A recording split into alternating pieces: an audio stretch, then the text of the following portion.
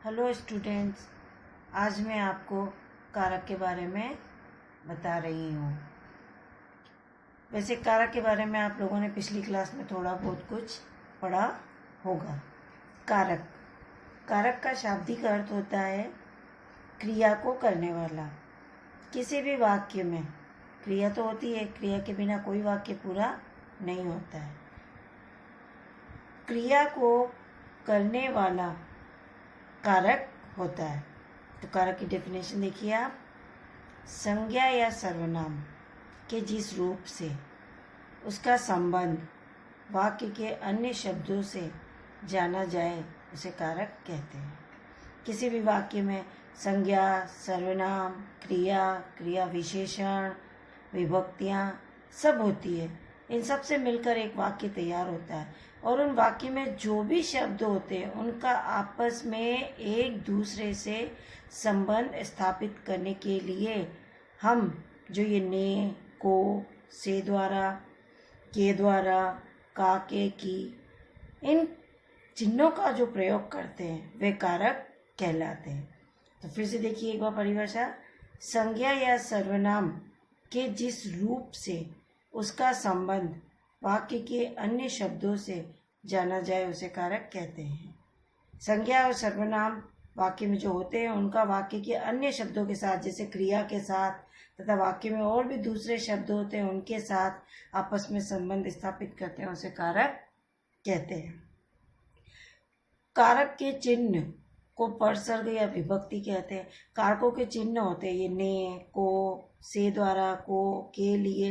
इन्हीं चीज़ों का तो प्रयोग करके हम वाक्यों के आपस में संबंध स्थापित करते हैं। तो इन चिन्हों को परसर्ग या विभक्ति कहते हैं।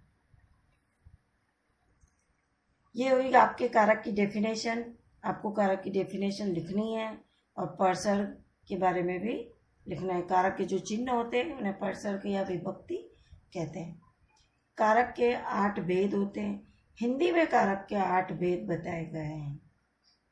कर्ता, कर्म, करण, संप्रदान, अपादान, संबंध, अधिकरण, संबोधन। ये तो कारक के नाम है। और ये जो चिन्ह है ने, को, से, ये इनकी विभक्तियाँ या परसर्ग है। और इनको किस तरह से प्रयोग करते हैं हम वाक्य में, ये देखिए आप। जैसे कर्ता ने, पुलकित ने गृह कार्य किया। इसमें पुलकित करता है और गृह कार्य, पुलकित और गृह कार्य के बीच में आपस में संबंध स्थापित करने के लिए हमने ने परसर्ग विभक्ति का प्रयोग किया है। तो ये कर्ता कारक हो गया। अब दूसरा, पुलकित ने ध्रुव को पढ़ाया। इसमें कर्ता तो पुलकित ही है, लेकिन ध्रुव को उसने जो कर्म किया है यानी जो पढ़ाने का काम किया है वो किसको पढ़ाया, तो ध्रुव को। तो ध्रुव और क्रिया पढ़ाया का आपस में संबंध स्थापित करने के लिए को परसर्ग का प्रयोग किया गया है। करण, करण यानी साधन। हम किसी भी कार्य को करने के लिए जिस साधन का प्रयोग करते हैं वहाँ पर करण कारक होता है। जैसे पुलकित ने पेचकस से पेच खोला। किसी भी चीज का पेच खोलने के लिए या स्क्रू खोलने के लिए उसने किसकी सहायता ली, पेचकस की।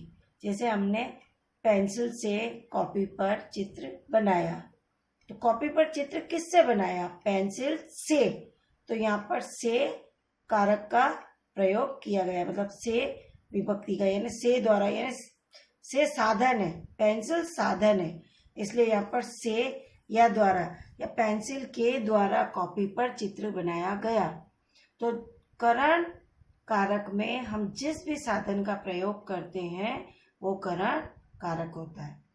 संप्रदान, हम इसमें किसी और के लिए कार्य करते हैं। संप्रदान में हम किसी और के लिए करते हैं या हमारा उद्देश्य कुछ और होता है। जैसे पुलकित मामा जी के लिए पुस्तक लाया। इसमें पुलकित ने जो काम किया वो मामा जी के लिए किया है। सेठ जी ने गरीबों को खाना खिलाया। तो इसमें को परसर्ग का प्रयोग किया गया। पुलकित मामा जी के लिए पुस्तक लाया, इसमें के लिए। तो पुलकित ने जो भी कार्य किया वो मामा जी के लिए किया। और सेठ जी ने गरीबों को खाना खिलाया, यानी सेठ जी का उद्देश्य गरीबों को भोजन कराना था। अब आता है आपका 5 नंबर, अपादान। अपादान, पुलकित कमरे से निकला। इसमें क्रिया के स्थान पर परिवर्तन का बोध होता है, मतलब जो क्रिया होती है वो किसी और स्थान पर होती है, मतलब उसके परिवर्तन होने का बोध होता है। जैसे पुलकित कमरे से निकला, अगर आप इसको सामान्य शब्दों में समझो तो अलग हो गया, जैसे कमरा अलग हो गया और पुलकित अलग हो गया, मतलब स्थान परिवर्तन हो गया। जैसे स्कूटर से दादाजी गिर गए, तो स्कूटर अलग हो गया, दादाजी अलग हो गए। आप इसको नॉर्मल और सामान्य शब्दों में समझो तो अपादान में अलग होना होता है, मतलब पुलकित कमरे से बाहर निकला, पुलकित अलग हो गया और कमरा अलग हो गया। संबंध कारक, का, के, की, रा, रे, री। इसमें संबंध कारक में हम संज्ञा और सर्वनामों के परस्पर संबंधों का बोध होता है। इसमें संज्ञा और सर्वनाम जो भी शब्द होते हैं उनका आपस में परस्पर संबंध होता है। जैसे पुलकित की माता जी, अब पुलकित भी संज्ञा है और माता जी भी संज्ञा है।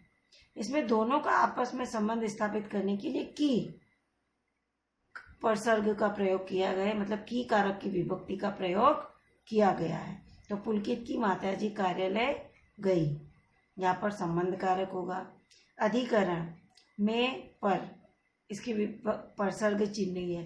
पुलकित कुर्सी पर बैठा है, इसमें क्रिया के स्थान व समय का बोध होता है कि जिस प्रकार पुलकित कुर्सी पर बैठा है, पुलकित किस पर बैठा है, स्थान, यानी पुलकित कुर्सी पर बैठा है कि जमीन पर बैठा है कि छत पर बैठा है कि आंगन पर बैठा है, तो इसी तरह से स्थान और समय का बोध हो रहा है। तो पुलकित कुर्सी पर बैठा है।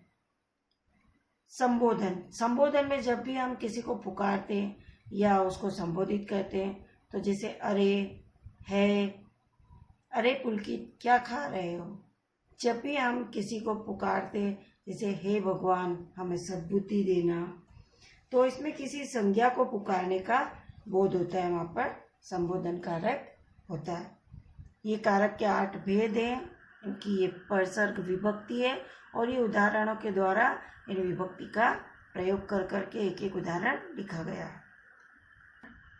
मैं आपको कुछ नोट्स भेज रही हूँ, उसमें जहाँ जहाँ पर इस प्रकार से टिकिंग किया गया, मतलब ये और अंडरलाइन किया गया है, वो आपको कॉपी में लिखना है। पढ़कर समझकर उन्हें व्यवस्थित तरीके से आपको इनको कॉपी में लिखना है।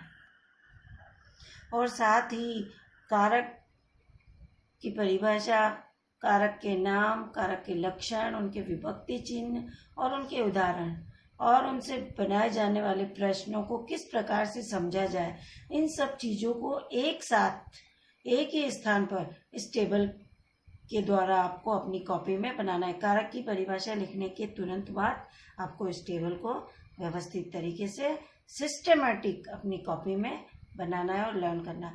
ये टेबल अगर आपने पूरी तरह से कंप्लीट कर ली और लर्न कर ली तो आप कारक कभी भी नहीं भूलेंगे।